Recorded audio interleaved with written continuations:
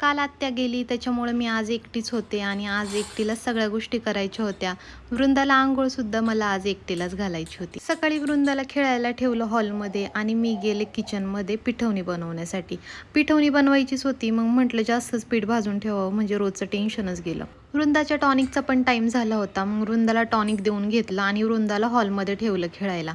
तर ती हॉलमध्ये न खेळता इकडे किचनमध्ये माझ्याकडे येत होती. तिला खेळणी नको असतात, तिला किचनमध्ये सगळ्या गोष्टी बघायच्या असतात.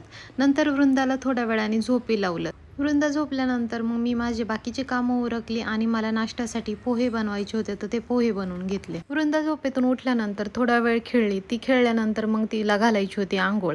आज पहिल्यांदाच एकटीला अंघोळ घालायची होती मला. मी कधी अंघोळ घातलेली नव्हती वृंदाला. मला टेन्शन पण आलं होतं की कसं अंघोळ घालू. मग काय मी एकटीनेच छान वृंदाला मस्त मालिश केली, तिला छान अंघोळ घातली आणि ती झोपी गेली. झोपेतून उठल्यानंतर ती मस्त खेळत होती आणि मला खूप छान वाटत होतं की आज मी माझ्या वृंदाला एकटीने अंघोळ घातली. तर अशी होती आजची वृंदासोबतची माझी मॉर्निंग. Bye bye.